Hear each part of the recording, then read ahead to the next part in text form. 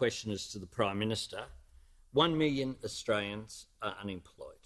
Another 400,000 will be out of work by Christmas. And Australia is in the worst recession in almost a century.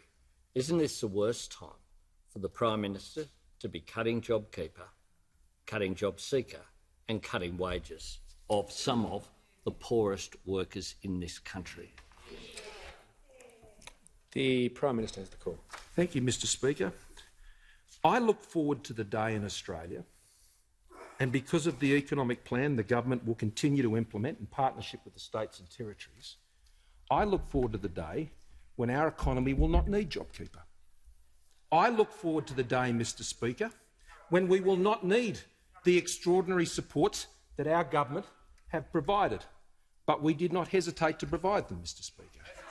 We did not hesitate to provide them, Mr Speaker. And I note the jeers and the laughter of those opposite on the most devastating day for Australia, Mr Speaker, we have seen in our economy. And I note the politicking of those opposite, Mr Speaker, on this day. The only people who seem to be in a pleasant state of mind today, Mr Speaker, is the opposition. Because, Mr Speaker, on such a devastating day, our government, Mr Speaker, will continue to focus on the plan and the response that we have provided in a measured and carefully architected way, Mr Speaker, and that plan has been working. More than 700,000 Australians would have been added to the number that the Leader of the Opposition refers to.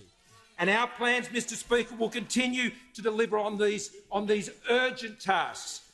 But JobKeeper has been extended, it has been expanded, and it will continue to be provided, Mr Speaker. JobKeeper must be transitioned, and I refer to the words of the Leader of the Opposition himself, Mr Speaker. In what he said, we obviously do need to shift away. The mechanisms won't be in place forever, Mr Speaker. He said, but with JobKeeper, the fact is it needs a transition, Mr Speaker. The each-way bets of the Leader of the Opposition. He says JobKeeper should be extended, but it should be transitioned. He said it should be higher, and he says it should be lower, Mr Speaker. What the Australian people know is the each-way bet plan of the Leader of the Opposition is no one that you can trust in a crisis, Mr Speaker. He is not someone who can be relied upon, Mr Speaker. He is not someone, despite his many years in this place where he considers himself the Prince of the Parliament, Mr Speaker. He has spent more time taking points of order than he sat in a budget expenditure review committee.